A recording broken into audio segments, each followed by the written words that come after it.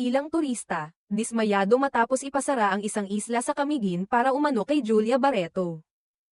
Ipinahayag ng ilang mga turista ang kanilang pagkadismaya at inis sa opisina ng turismo ng Camiguin Island at sa aktres na si Julia Barreto dahil sa pagkasira ng kanilang bakasyong plano noong nakaraang weekend.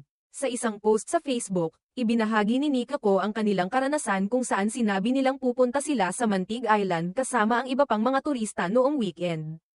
Ngunit nakatanggap sila ng abiso na sarado ang isla dahil sa isang photoshoot ng isang sikat na celebrity. Ayon sa kanya, walang naunang anunsyo tungkol sa photoshoot ng aktres. Nakalaunan ay lumabas na si Julia Barreto pala ang kinukunan. We were told the island would reopen at 12 p.m., so we rushed to make it in time. Upon arrival, we found frustrated tourists waiting, including those who had flights to catch. Despite assurances, the shoot extended past 1 p.m., forcing many to cancel or reschedule their plans, sabi ni Ko. Hinihingi ni Ko na sana ay hindi na mangyari ulit ang ganitong aberya at binanggit niya na ito ay isang hindi katanggap-tanggap na aksyon mula sa lokal na pamahalaan ng Camiguin. Ayon pa sa kanya, kung kinakailangan mang magsara ng mga lugar, dapat ay may paalam ito sa mga turista ng mas maaga, at hindi lang isang araw o ilang oras bago ang aktibidad. Mahalagaan niya ang tamang pagpaplano at abiso upang maiwasan ang mga hindi inaasahang aberya na magdudulot ng abala sa mga nagbabayad na turista.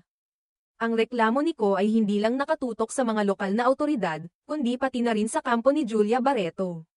Ayon sa kanya, mali ang magsara ng isang buong isla para sa isang personal na photoshoot, na hindi iniisip ang mga ibang tao na apektado, at nakikita niya itong isang hindi makatarungan at makasariling aksyon. To the LGU of Camiguin, prioritizing a single celebrity over numerous paying tourists is unacceptable.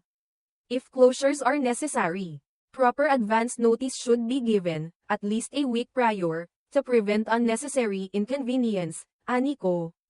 To Julia Barreto and your team, while we respect your work, shutting down an entire public island for hours with no regard for others is selfish and entitled. If efficiency mattered, you could have started earlier instead of occupying Mantig Island at peak hours.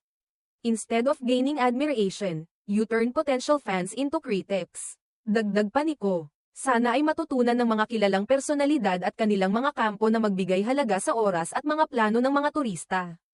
Kung may mga malalaking aktibidad na kailangan gawin sa mga lugar na pampubliko, ito'y nararapat na pag-usapan at ayusin ng maaga upang hindi makaabala sa iba. Binanggit din niyang may mga turista na dumaan lang sa isla upang mag-enjoy at magkaroon ng magandang karanasan, at hindi nila dapat ito maranasan dahil sa isang photoshoot. Sa huli, umapela si Ko sa lokal na pamahalaan ng Camiguin at kay Julia Barreto na sana ay maging maingat sa mga ganitong aksyon at tandaan ang epekto nito sa iba. Marami sa mga turista ay nagbigay ng kanilang oras at pera upang maranasan ang ganda ng isla, at ang ganitong klase ng aksyon ay nagdudulot lamang ng pagkabigo at hindi pagkakaunawaan. Sa kabila ng mga negatibong komentaryo, iginiit ni Ko na ang kanyang layunin ay hindi upang sirain ang imahe ni Julia Barreto o ng mga opisyal ng Camiguin, kundi upang magbigay ng pansin sa isang isyu na nakakaapekto sa maraming tao, at upang matutunan mula rito ang tamang pamamahala sa mga aktibidad na nagaganap sa mga pampublikong lugar.